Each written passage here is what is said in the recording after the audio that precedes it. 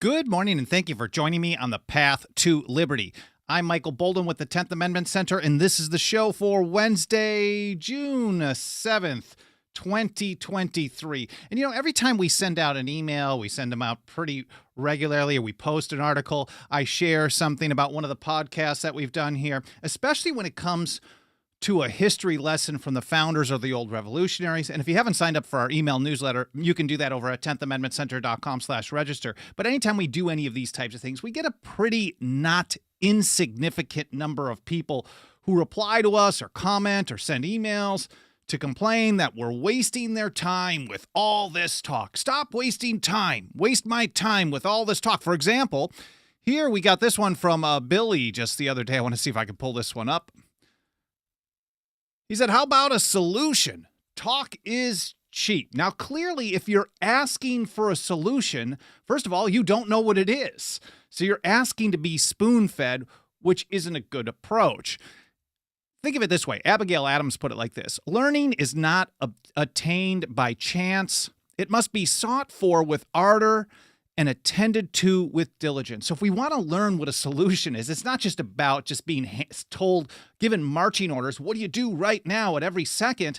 Because we have to be a little bit stronger than that, and we have to be searching for solutions as well. Here, Benjamin Rush put it this way. Freedom can only exist in the society of knowledge. Without learning, men are incapable of knowing our rights. Or here's another comment that we get. These are all very common versions of these types of comments. Our problems, and this is from Walter, our problems are here and now. This was in response to sending an article out by our email newsletter about Patrick Henry's Virginia Resolves in response to the Stamp Act, which gives a lot of strategic views from Patrick Henry on how the people are supposed to deal with powers that a far-off government isn't authorized to exercise. But the response is, our problems are here and now. We need not look to the past. And I think I can just say it straightforward. Ignoring history is a huge part of why we've got what we've got today, which is the largest government, the largest empire in the history of the world, in the so-called land of the free. Almost everyone is clueless about the Constitution. They are clueless about the principles and the history behind it. They are clueless about liberty and clueless how to defend both. This is a vast majority of people. We are surrounded by people who are willfully ignorant in an age of information. Now, if you really do want to understand the Constitution, you have to go back in history. It's impossible to not. Here's how James Madison described it in a letter to Henry Lee in June of 1824. He said, I entirely concur in the propriety of resorting to the sense in which the Constitution was accepted and ratified by the nation. So if you want to understand the legal meaning of the Constitution, you don't look to a bunch of Supreme Court opinions, you don't listen to a bunch of politicians, you don't even listen to me. You look to how the people understood the document at the time it was given legal force, when it was ratified by the people of the several states, how they understood it, just like any legal document. The Constitution isn't just a resolution or just some flowery language. It is a legal document, and like any other legal document, the words of the Constitution mean today what they meant at the time it was given legal force. So we're being told to ignore all that history by so many people. And of course, this kind of goes along with just ignore all history because everyone in the past is bad and everyone today is just awesome. That's another story. But that's what Madison said. If you want to understand the Constitution, you have to go back and understand how they understood it at the time of ratification. He said, in that sense alone, it is the legitimate Constitution. So if you're not looking to the past, you are ignoring the legitimate Constitution. And he said, if that be not the guide in expounding it, there can be no security for a consistent and stable more than for a faithful exercise of its powers. In other words, you're going to give them all kinds of openings to make things worse and worse and worse. And that's pretty much what we have today. People believe that the Constitution means what the Supreme Court tells us it means until the Supreme Court changes its mind. Not the Constitution means what the people of the several states viewed it to mean. Here from an article by Rob Natelson, the ideas that form the Constitution. Education. He said, for exercising American citizenship, knowing the Constitution is actually more important than studying, say, subsequent U.S. history. And it's far more significant than many of the other subjects that consume time in public school classrooms. If you think about all the stuff that we're taught, we're basically taught memorization. Oh, remember this date, remember this person, remember these numbers, remember these specific points in times. We don't understand, we don't get taught foundational principles, or a vast majority of us don't. I know I didn't, or maybe I was just not being a good student, not paying attention, but maybe that was my benefit. Rob goes on, he said, understanding the Constitution requires much more than discussing free speech or reading charts with titles like how a bill becomes a law. But that's what they teach us. How old can someone be to get in office? When did this battle happen? When was this paper issued? What did the Supreme Court say about this? Or how does a bill go through the process? That's what we're taught about the nature and structure of government. And that, I think, is an intentional dumbing down of the people, because if the people don't understand the Constitution, they can't hold the people who are in charge or in power in line with the Constitution. It's impossible. The Constitution benefited, Rob writes, from ideas extending back thousands of years. And I'm going to get back to James Madison mentioning that as well. Most of the thinkers lived during classical antiquity. Those who came later, such as John Locke and Montesquieu, themselves learned from classical wisdom, as well as from subsequent English and European history, and from the principles of the Anglo-American legal system. Now back to that James Madison letter to Henry Lee. He talks about how the principles of the Constitution are really they date back thousands of years. He said, if the meaning of the text of the Constitution be sought in the changeable meaning of the words composing it, because we know that words have meanings, and a lot of times those meanings change over time. I mean, the word cool is a pretty obvious one. It can mean various things, but it didn't always. He said, it is evident that the shape and attributes of the Constitution, if the words, we just change the words over time, must partake of the changes to which the words and phrases of all living languages are constantly subject. What a metamorphosis would be produced in the code of law if all its ancient phraseology were to be taken in its modern sense. So Madison recognized, and Henry Lee, of course, I'm sure did as well, recognized that much of the legal language in the Constitution was based on the ancients. It started with this really, really old tradition, and the legal meanings, it takes a little bit of research and work. And as we ramp up to our 17-year anniversary, I can hardly believe it happened. I always screw up the date. I don't remember if it's June 25th or June 26th. But back in 2006, I registered the domain name 10thamendmentcenter.com in the hopes of just starting a blog talking about how it didn't matter which team is in charge. There was a line in the sand that the Constitution put together, that was there, and it didn't matter what team was there. They would always go beyond the limits of the power that was delegated to them. And my goal in starting the organization, or in starting the blog at that time, and it's really grown out of that, was really just to reach and teach a single person. I have very modest goals, very long-term vision. I just wanted to express myself and discuss these things, maybe hopefully change a few people's minds with the idea that, well, maybe they'll change a few people's minds and we can build and build and build. And we've gone much further than that. But we do put a very heavy focus on this education, understanding history. But we also focus on activism, but that requires education as well. But like, for example, history. Today in history, on June 7th, 1766, following instructions from Virginia's Fifth Revolutionary Convention, Richard Henry Lee introduced a resolution calling for independence, a call to form foreign alliances, and a plan for confederation. So this is kind of the beginning process of the Declaration of Independence. So I did an episode on that a couple of years ago. I'm going to link to this in the show notes, which I'll mention to you in a moment. We sent out an email talking about this important history this morning, because if we understand the foundational principles of the revolution, maybe We can have a new American Revolution. And the revolution, we have to understand, of course, we're taught in school that the revolution was just a war. It was just about getting representatives in there to tax us. And it wasn't about gun control and unlimited, centralized, consolidated power in all cases whatsoever. So we have to learn these things if we want a new, real American Revolution, a change, a radical change in the viewpoints of the people. We also talk about our foundational principles. Here from this episode last summer, our Natural Rights Foundation. And of course, we talk about the original legal meaning of the Constitution all the time. And we've got over 10,000 articles on our website. I don't even know how many podcast episodes I've done at this point. This is over 4 years now, so who knows? Here's one, 10th Amendment from Sovereignty to Resistance, understanding sovereignty, meaning final authority. And if the people have the final authority, then the people are ultimately the ones to keep the government in check. And keeping the government in check isn't about begging the government to stop doing the stuff it wasn't supposed to be doing in the first place. I'm going to get to some strategies to defend the Constitution and liberty in just a moment. But first, as I mentioned, I will be linking to all these other episodes, some original source documents, and other interesting stuff from this episode, where I publish a blog post about 1 to 2 hours after each episode is done. I'm meeting up with my brother this afternoon. I might be on a normal schedule, but I might be way later, depending on when I get to see him.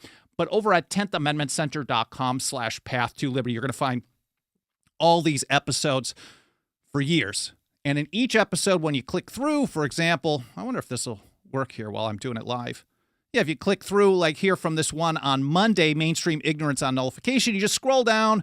First, you see all the different platforms, or we see the video platform and then the audio-only podcast edition. But then there's a show link section where you can click through and read the stuff that I'm talking about in context on your own time, because I'm just scratching the surface.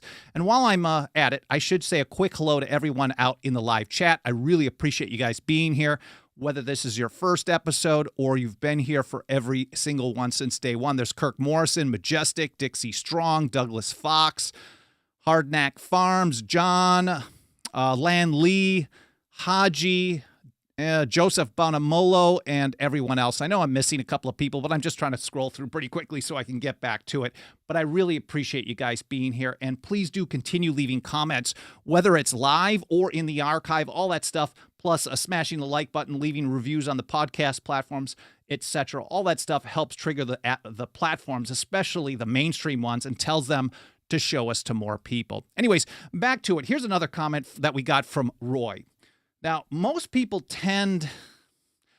send these kinds of messages, which are, hold my hand and tell me exactly what to do, even though you're giving me a history lesson on how the founders and old revolutionaries actually put together a strategy to defeat the largest empire in history, and then how the founders themselves told us to defend the Constitution. Even though we're giving people history lessons, and then we also apply that in many situations in current events, we're still told over and over and over from a lot of these people who send these kinds of messages that it's just one party or another. Here's Roy. You can thank the Dems for all this debt. This was in response to a recent email that we sent out about how the national debt is a national curse. And we're basically citing James Madison saying a public debt is a public curse. And it's not just about reducing it or not making it worse. It's just that, like what George Washington said, nothing is more urgent than paying it off on a regular basis, not having a continual public debt. But what we're told, supposedly, it's just one team or another. And this particular person told us that it's just the Dems. But most people tend to be hyper-partisan in their approach to everything. Everything bad is the fault of Team Red or Team Blue, and this implies that the solution really is to merely vote for the other side. The implication is if everything is bad, it comes from just one political party, then the solution is, of course, elections. But this is absurd. I'll get to that in a moment, but first of all, Noah Webster told us that nothing is more dangerous to the cause of truth and liberty than a party spirit. So if your mentality is to look through everything through the lens of partisanship, this is the most dangerous thing to the cause of truth and liberty if we are to agree with Noah Webster. I happen to. Here's John Taylor of Caroline, the great Jeffersonian. He said, nations are always, not sometimes, not once in a while, not most of the time, but they are always enslaved by the ingenuity of creating a blind confidence with party prejudices. Now, when it comes to the solution, the idea that, oh, one team is bad, so if you just replace those people, it'll be at least less bad. Well, will it? Thomas Jefferson told us that this vote the bums out strategy is for specific scenarios. And anything outside that scenario, you have to do something else. Here's how he put it in 1798. He said, in cases of an abuse of the delegated powers, the members of the general government being chosen by the people, a change by the people would be the constitutional remedy. Short version. This is my translation of Thomas Jefferson. When they're exercising the powers delegated to them, and you don't like their policies, like Congress has been delegated the power to declare war. Now, they don't exercise that anymore. They pass the buck to the executive branch and have done so for decades. So every time they're engaged in a foreign conflict, well, they're violating the Constitution. But let's say Congress actually assembled and did a real declaration of war, not like one of these fake AUMFs that pretend to declare war, but really just say to the executive branch, you decide, which isn't authorized under the Constitution. But let's say they declare war against some country. Let's say they declare war against Canada. And you don't want to fight a long, bloody war or a short one with Canada. You don't want to see whatever the reason is. Well, this is them exercising a delegated power, but you don't like how they've delegated. So in that scenario, Thomas Jefferson says, vote the bums out, change the people. The constitutional remedy is a change by the people. The members of the general government, change them when they are doing stuff within the bounds of the Constitution that you don't like. But where powers are assumed, Jefferson wrote, which have not been delegated. So anytime they assume a power, whenever they exercise a power that isn't authorized to them by the Constitution, most people today, what they say is, well, let's vote the bums out. But Jefferson already told us that that's not where that's for. And he's going to get a little more aggressive here in just a moment. Or they say, let's go to the federal courts and get the federal courts to solve this. But this is also not what Jefferson said. It's also not what James Madison said, and so many others. Even Alexander Hamilton, who I've been citing pretty regularly in Federalist number 33, if they exercise a power that isn't delegated to them, he said these are not supreme because the Supremacy Clause says you can it's only supreme when they're acting in pursuance of the Constitution, which is the supreme law of the land. And he said when they go beyond that, these are acts of usurpation and deserve to be treated as such. Now, Jefferson tells us, his archenemy, of course, tells us how to treat these things as such in just a moment. So where powers are assumed which have not been delegated, which is 99.9% of the time today, almost everything that the federal government does is not authorized by the Constitution. And even if they don't do new things, which they still do, almost everything that they're currently doing is not authorized by the Constitution. Jefferson says where powers are assumed which have not been delegated, a nullification of the act is the rightful remedy. So Jefferson is telling us that every time they go beyond the limits of the Constitution, nullification is the rightful remedy. Not just a good idea to try later, not just a good idea to try after you wait for the federal courts to tell us that the federal government shouldn't be doing the things that have been doing for years in many situations, sometimes decades. Not waiting, but exercising our rights, as Jefferson said as well some years earlier, a free people claim their rights as derived from the laws of nature and not as a gift of their chief magistrate. So again, where powers are assumed which have not been delegated, a nullification of the act is the rightful remedy. So even if every problem out there that we face comes from one political team or the other, let's say it's just like that dude told us, what was it, Roy. Thanks, Roy. You can thank the Dems for all this debt. Let's say it was only the Dems. Well, the voting the bums out strategy hasn't changed it because for decade after decade after decade, it keeps getting worse. And until the people actually start using the rightful remedy, which is not just some good idea, we shouldn't be surprised that it continues to get worse and worse and worse and worse and worse.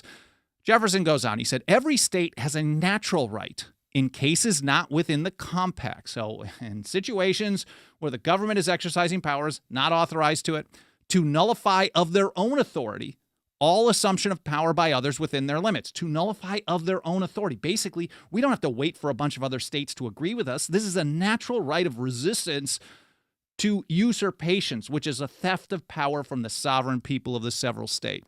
several states. Jefferson goes on. He said, without this right, they would be under the dominion, absolute and unlimited, of whosoever might exercise this right of judgment for them. Now, the people have voluntarily put themselves under the dominion, absolute and unlimited, of the federal government. They wait for Congress to repeal things that they shouldn't have had on the books in the first place. They beg the Supreme Court to overturn or to say, in their opinions, that Congress or the executive branch shouldn't be doing the things that they've been doing. They keep demanding that the judiciary gets more and more power year in and year out. 1925 and beyond, it's really expanded its scope from where it originally was. But basically, the people have voluntarily done this. Now, is it because they're ignorant? Is it because they love centralization of power? Is it because the people hate liberty? Maybe, but I think most people are also unaware that there is a solution that goes beyond going to the government and begging the government to stop doing what the government does. Now, it's also a bad strategy. What a lot of these people tell us is, well, you sent us this article. You should paste this all over Washington, D.C. You should hand it out to all the people in Congress. Well, no, this gets to the idea that somehow if you just get people to read the Constitution, it's going to enforce itself. Like the Constitution, when you get down to it, it may be a great legal document. It could be a horrible one. John Dickinson told us that a good Constitution promotes but does not guarantee a good administration. This was in his Fabius Letters in support of ratification.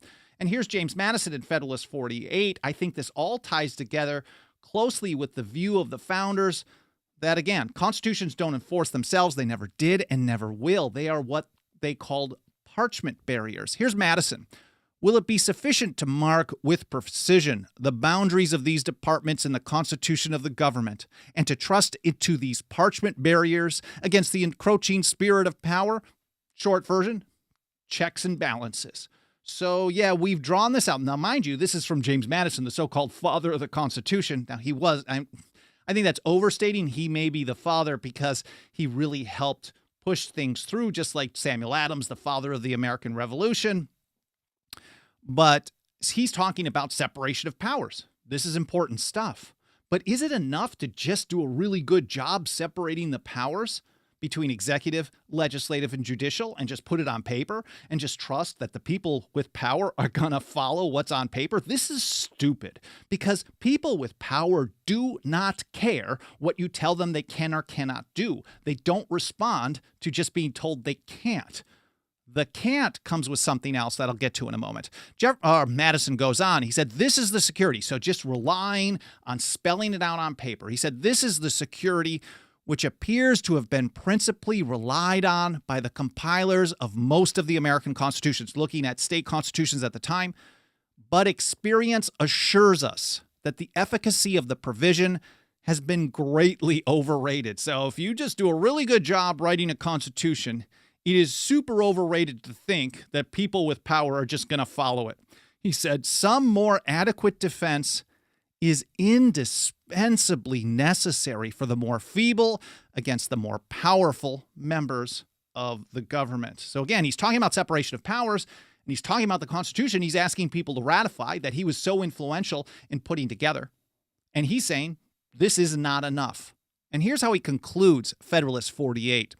He said, a mere demarcation on parchment of the constitutional limits of the several departments is not a sufficient guard against those encroachments which lead to a tyrannical concentration of all the powers of the government in the same hands. Straightforward. Madison himself is telling us that, if you take the combination of Jefferson, who says, you only use the vote the bums out strategy when they're within the bounds of the Constitution, and Madison saying, well, the Constitution is not going to enforce itself. You can put that out there. Then there's something else that's really required, something else that has to be done. And defending the Constitution, defending our liberty is not about waving a document at politicians or getting new politicians, like Jefferson told us, to somehow so-called represent us. As Samuel Adams put it, he said, the truth is, all might be free if they valued freedom and defended it as they ought. He didn't say all might be free if they found the right leaders to rule over them and do the right thing and be good guys. Not at all. He said the people can be free if they love liberty and defend liberty. And defending liberty means doing the right thing, whether government agrees with you or not. And really, it's about resistance. Here's James Iredell. This is an essential part of nullification. He didn't call it that, but here he is in the North Carolina Ratifying Convention. Iredell went on to be one of the first associate justices on the Supreme Court, so he's a really highly regarded legal mind of the time. He said, the people will resist if the government usurp powers not delegated to it. He had an expectation that the people would understand the Constitution, and then when government tries to go beyond it, they're going to resist it, because resistance is what keeps things in check. Now, he probably had too high of expectations of the people for a long period of time, but that's another story. So ultimately, though, on one hand, it's important to understand our history, understand the strategies of how to defend the Constitution and liberty when government refuses to do so, which is constantly 24/7, 365. We're living under the largest government in history, and it's so far from the original legal meaning of the Constitution, what they do today. It's almost absurd. So talk is cheap. So I can agree to some point there, but talk is also essential. Reading and learning is essential if we want to know what to do, because what people have been doing for decades has been a complete failure, unless you love a constantly growing centralized power ruling over you and much of the world in many ways. So if talk doesn't include concrete action in support of the Constitution and liberty, you're going to be kind of stuck. Here's how Lysander Spooner put it. I like summing it up with Spooner lately. Here in an essay on the trial by jury, one of my favorites, maybe my number 2, it changes around. Here's how he put it. Discussion can do nothing to prevent the enactment or procure the repeal of unjust laws unless it be understood that the discussion is to be followed by resistance. I don't think you need much more than that. Ultimately, the solution on every situation for the people who want to be handheld, maybe they just want to be told that some politician is bad, and they are all bad. In my view, they all suck. There's no one we should be attaching the fate of our liberty to. You can't trust your liberty in anyone else's hands. I mean, when people do the right thing, that's positive, but no one's reducing the size of government, no matter what they tell you. It's usually just all lies, or if they reduce it in one area, they've doubled it in another area. So it constantly gets bigger and more powerful, and things that can't go on forever don't. And we don't want to be in a scenario where it could be much worse than that. Anyways, discussion can do nothing to prevent the enactment or procure the repeal of unjust laws unless it be understood that the discussion is to be followed by resistance. In other words, we're demanding that you do this. If you don't, you're going to have a problem. And that's what James Iredell was saying as well. It wasn't just the radical abolitionist Lysander Spooner getting all crazy. Iredell is saying the same thing. Jefferson is saying nullification is the rightful remedy. James Madison in Federalist 46, where he said use a refusal to cooperate with officers of the Union. He said that. He also called for disobedience by the people, but I don't often mention that in that same paper, he talks about how correspondence would be opened among the states when the federal government goes beyond the limits of the Constitution, encroaches on the powers reserved to the states and the people. He said plans of resistance would be concerted. Plans of resistance, not just talk, but actual resistance. Spooner goes on with this. Tyrants care nothing for discussions that are to end only in discussion. Discussions which do not interfere with the enforcement of their laws are but idle wind to them. Now, when we have discussions and we're talking with you and we're doing emails and articles and blogs and podcasts and videos and whatever, interviews, all that stuff, this is a lot of discussion, but all the discussions are focused on having an understanding so we can actually put resistance and enforcement of the Constitution and advancement of liberty into practice and effect. And you find that in our annual State of the Nullification Movement report over at 10thamendmentcenter.com/report, but Spooner really summed it up. Discussions which do not interfere with the enforcement of their laws are but idle wind to them. Let me take a look over in the live chat and see if there's any comments or questions I can get back to today. Liberty Revolutionary, good to see you. Scrolling. What we need is truly rare, honest politicians. I disagree. That's Douglas Fox over on YouTube. We don't need honest politicians. Honest politicians only come in when politicians realize that whenever they try to violate the Constitution or violate your liberty, they are met with such opposition, such a refusal to cooperate, just like James Madison told us, a resistance like Iredell told us, a nullification like Jefferson told us. That's how you keep them honest. They can't go beyond the limits of the Constitution because they're met with such a firestorm, and it's not just talk. It's action by the people. So we're not talking about relying on government to limit itself. We're talking about what John Dickinson told us as well, again, in Fabius number 4. He specifically said, in that conversation where he's talking about, a good constitution promotes but doesn't always produce a good administration. So the ultimate question, of course, is when there is a bad administration, what is to be done? It's not like they didn't think of this stuff. They recognized Benjamin Franklin thought that the Constitution had many flaws, even though he was a Federalist and supported it.